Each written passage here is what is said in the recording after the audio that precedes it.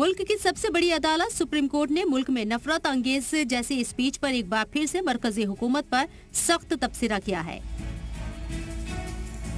और साथ ही पूरे मुल्क में इस तरह की हेट स्पीच से निपटने के लिए एक कमेटी बनाने का भी हुक्म जारी किया है।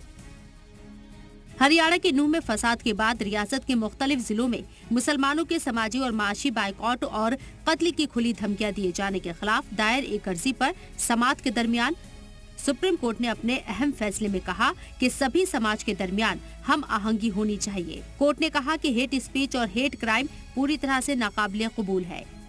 मुस्तकबिल में ऐसा ना हो, इसके लिए मैकेनिज्म बनाना जरूरी है। हमें इस परेशानी का हल निकालना होगा। ऐसा नहीं है कि सुप्रीम कोर्ट ने पहली बार इस तरह का कोई तबसरा किया है। इससे कबल अप्रैल 2023 में भी सुप्रीम कोर्ट ने हेट स्पीच के मामलों में रियासतों और यूटी को फौरन एक्शन लेने का हुक्म दिया था। कोर्ट ने तब कहा था कि जब भी कोई नफरत फैलाने वाली स्पीच देता है तो सरकारें बिना किसी शिकायत के एफआईआर दर्ज करें। हेट स्पीच से जुड़े मामलों में केस दर्ज करने में देरी होने पर इसे अदालत की तौहीन माना जाएगा। लेकिन रियासती हुकूमतें अभी तक ऐसे मामलों को संजीदगी से नहीं ले रही हैं। शायद यही वजह है कि सुप्रीम कोर्ट को फिर से सख्त तबसरा करना पड़ा है। दिल्ली शाही जामा मस्जिद के शाही इमाम सैयद अहमद बुखारी ने नूंह फसाद पर फिक्र जताते हुए कहा कि मुल्क के मौजूदा हालात की वजह से मुझे बोलने के लिए मजबूर होना पड़ा है।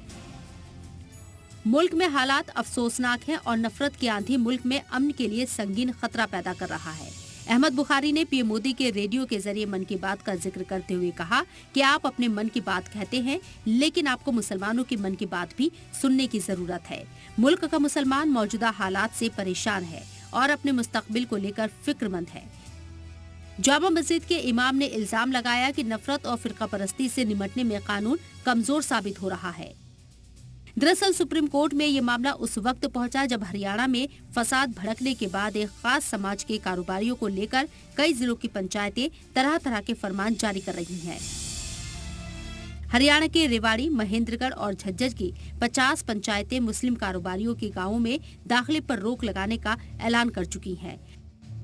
महेंद्रगढ़ के अटेली खंड के कई गांवों के सरपंचों ने नारनौल एसडीएम और थाना इंचार्ज को खत लिखकर कहा कि नूंह में हिंदुओं पर हुए जुल्म को देखते हुए अपने अपने गांव में खास समाज के लोगों को किसी भी तरह का कारोबार नहीं करने दिया जाएगा।